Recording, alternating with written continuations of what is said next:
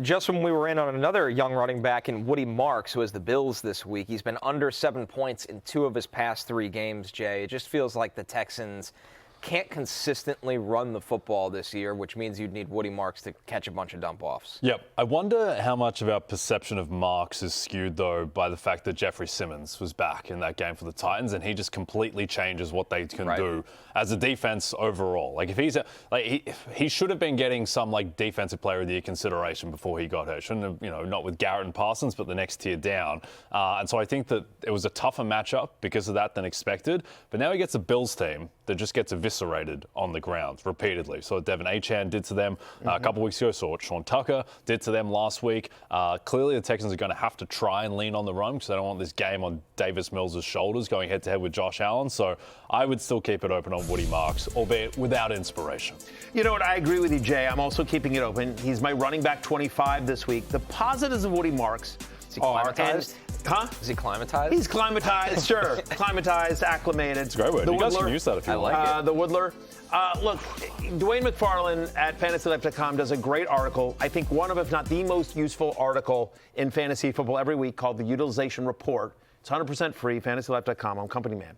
But one of the things that he put in his article this week was just look at the underlying. Yes, Woody Marks, it has not shown up in the box score just yet, but he is clearly taking over the role of starting running back for the Houston Texans. Over the past 2 weeks, 77% of the Texans running back touches. He's gotten 86% of their goal-to-go rushing attempts, and his 2 highest snap rates of the season have come in the last 2 weeks as well. And you think about this Buffalo defense. You can run on Buffalo, as we've seen throughout the year. And by the way, even if Buffalo starts putting up points and Josh Allen goes nuts and everything like that, like if they're down and they're trailing, as they're significant underdogs to the Bills, Marks is their third down back. He's going to be a passing down back. So, does he get into the end zone? Probably not. But my running back 25, I'm keeping it open on him. And I do think Woody Marks is a buy low as we approach the trade deadline because I do think he's their best running back and will continue to get usage. It just hasn't translated into fantasy points just yet. Aloha Brooks with a really good question. Yes, full PPR. Woody Marks or R.J. Harvey got to start one this week, unfortunately.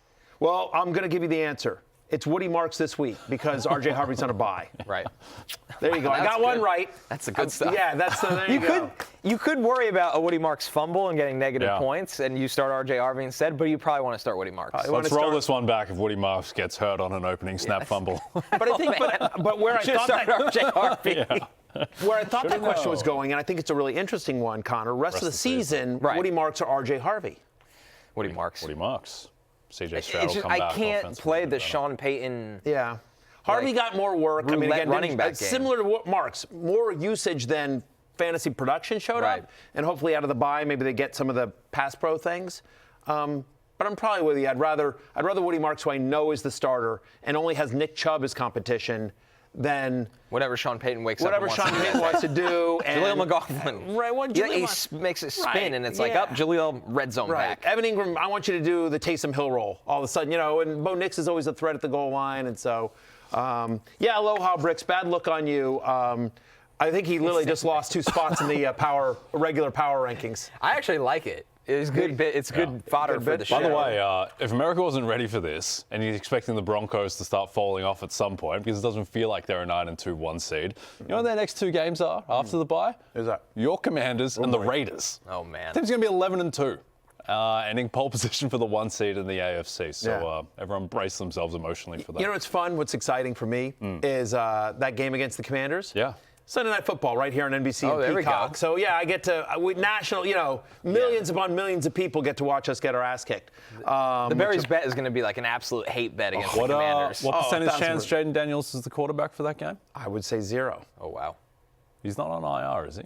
He is not on IR. Wouldn't he be on IR now if he was 0? He should be. Well, but maybe they haven't done it yet because they don't need to because they're on a bye this week.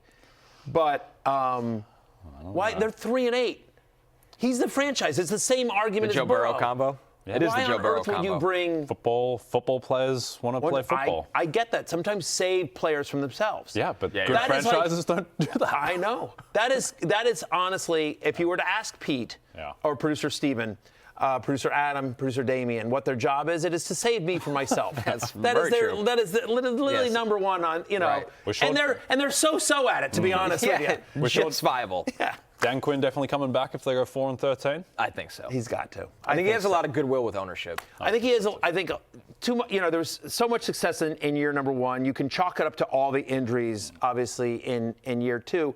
And the other thing is that Josh Harris and the ownership group of the Commanders are not reactionary. And I think the other thing I'll say, I don't have any kind of inside source on this, but just my take on the outside is that Josh Harris and that ownership group are really, really aware of all the things that Dan Snyder did and how everything he did wrong. And they are desperately, whatever. If Dan Snyder did red, they want to do green. Yeah, you can't have an RJ3 sequel here. Right.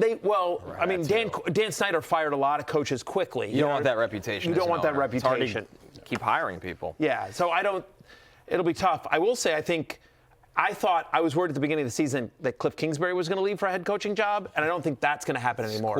It's cooling. Although there's so many college openings right now. I don't think anyone wants to go back to college anymore. Yeah. Yeah. He's still getting paid by the Cardinals, too. I mean, he's still very financially well off. Yeah.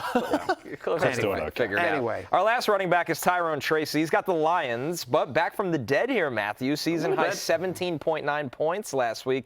And maybe Jackson Dart returns for this game. Which we hope so for. But, they're at Detroit, which I don't love this matchup. No team allows fewer fantasy points to opposing running backs than the Detroit Lions. The last time a running back scored 12 or more fantasy points against Detroit was week 4.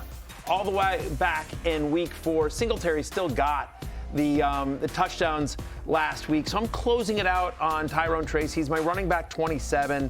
Especially, by the way, Jackson Dart back tells me that there's even less of a chance that Tracy gets in the end zone because they've been using Singletary since Scadaboo went down. Right. And then you've got Dart. The Dartler is the touchdowner. He is the touchdowner. Yeah. Him and Tyler Algier. Yeah. Same usage at the goal line. I mean, basically. So could you squint and make him a desperation flex in a 12-team or deeper league? Sure, but I'm closing it out on Tyrone Tracy this week against the Lions.